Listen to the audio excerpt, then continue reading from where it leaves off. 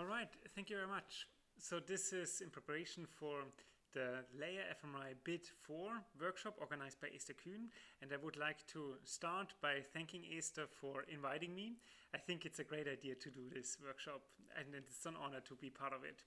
So I will talk in the second part of this workshop, and the schedule that I envisioned is shown here. So I would first like to say a few words as introduction. In fact, I started already.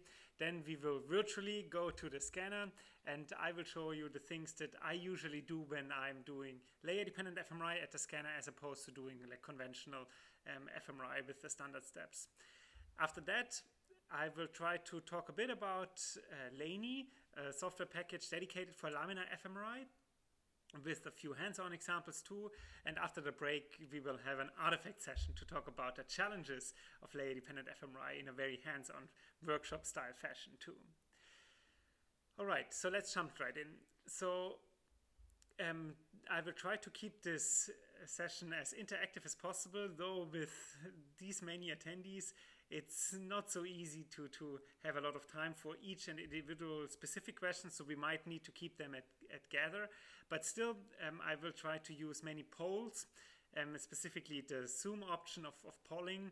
And note that when you answer any polls, the answers will be anonymous, so I don't know what you answered. And in fact, I will also not really know in most of the cases what the correct answer is. It's more to keep you engaged and also to get a bit of feedback, and also for others to see kind of the atmosphere in the room, what other people think. All right, so why doing a workshop? I think it's a great idea from Esther to not only focus on the kind of academic literature, but also kind of the hands-on aspects. As you might know, on this website here, you see all the a curation, a list of all the layer-fMRI papers with applications in humans. And here I try to list them across the year published. Here now starting in the 2000s, there were earliest too though. You can see that the field is currently really going through a revolution. And maybe the first revolution started in 2015 here. Before that, there were layer-dependent fMRI studies in humans too, like a few going up and down. It never really caught on though. After 2015, it exploded, right? So many people are jumping on board. And if I would classify those papers that are specifically looking at neuroscience applications without a dedicated focus on methods on top of that, I would select the red ones here, where you can see that I guess until 2018-19, the field was dominated by methods people. And after that, now the applications are taking over, which I find very exciting. However, there's a current debate going on in the field whether or not this is a good thing, right? I might think that it's a success story, right? There are so many very clever sequences and methods about fMRI and MRI in general, and a few of them ever catch on, right? So layer fMRI caught on, right? That's a good thing. However, there are also more skeptical voices suggesting that we might not be really ready yet. We might not even have the right resolution to answer the questions that we are after. And so having too many applications too early might result in too much skepticism, and we might create a bubble that bursts and takes the good studies down with it too. So I think it's very nice to have a workshop so we can talk about the hands-on part, because there are many things and features in layer-dependent fMRI that never really find their way into the scientific academic literature. For example, there are many specific vendor parts, like how to optimize the scanner, how to do the analysis with this software package or that one. So I think the hands-on part, that's kind of maybe more low-tech or more industry than science, and needs a lot of attention too. And I think this is particularly challenging because of the age of the field. So fMRI in general has been out there for about 30 years, and anatomical MRI even longer so. So it grew into this mighty monster with many subcomponents, like there's the scanner hardware component, there's sequence design, protocol setup, then task design, very clever approaches there, and then the skill to run the experiment, to do the evaluation, and then also do some fine-tuning, user-defined for laminar-specific stuff here. And each of these different aspects are completely segregated by now. So there are different journals, different conferences, different societies that focus on each of these different aspects that you can see here, which might be a challenge. Like in the early days of fMRI method developments, the people had kind of a wide spectrum of expertise. The world was more simple maybe, but you could basically compile a sequence, put it on the scanner, look at the data in the afternoon, and on the next day you knew how you need to change your sequence. Nowadays, this kind of feedback loop, because of this age of the field, has become very inefficient, right?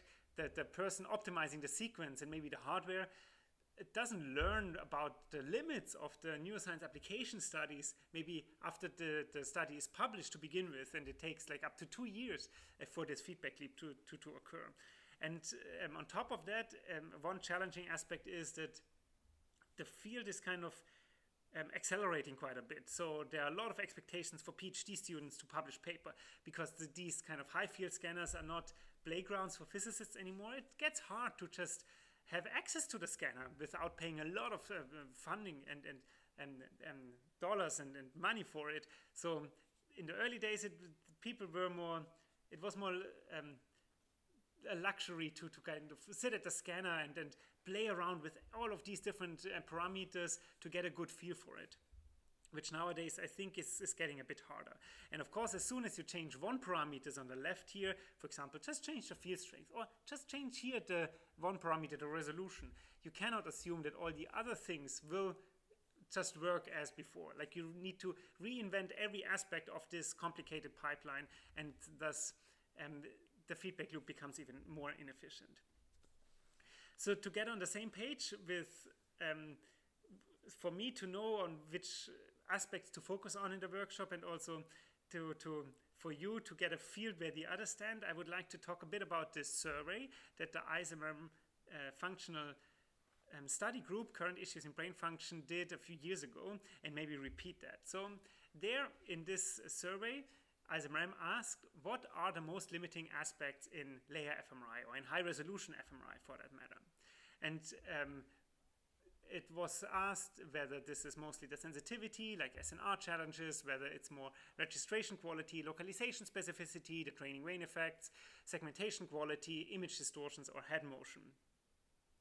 And to my huge surprise, people find sensitivity limiting, but not so much as they find other things limiting. For example, the least limiting thing seems to be the sensitivity, whereas registration quality seems to be the most limiting factor for layer-dependent fMRI, which struck me, and I still don't really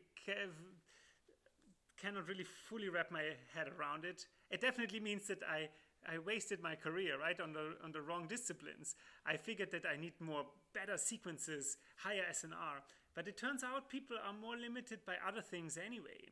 And it raises the question, why are we not going to maybe 0.5 millimeter, 100 micromillimeter resolution, because we're not limited by SNR anyway, right?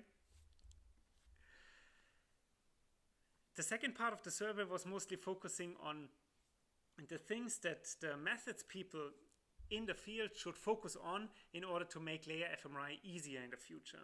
And there, the study group asked, should we focus more on standardized reporting, like BID4, to make it kind of easier to reproduce the described studies in the literature?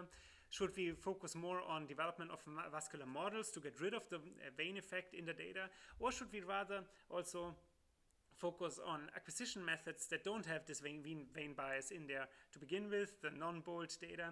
Or should we rather focus on like kind of making sequences available for the kind of industry standard of high field imaging, namely the many 70 scanners that are being sold at the moment? Or should we focus more on streamlined analysis? And there, people really seem that streamlined analysis seems to be the way to go. So we need to focus more on that.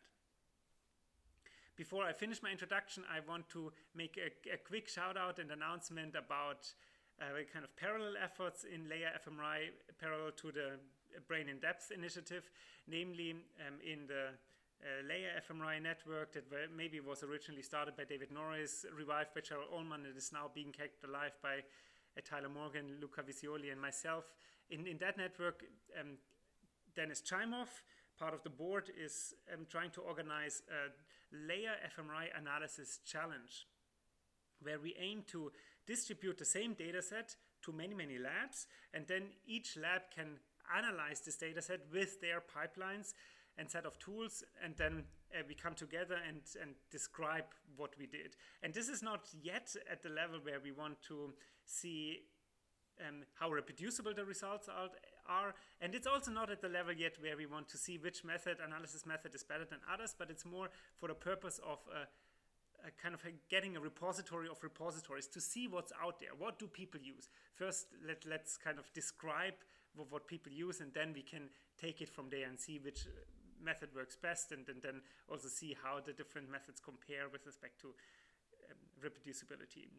And with this, I think now we can go down to the scanner and talk about the things that are particularly important for layer-dependent fMRI.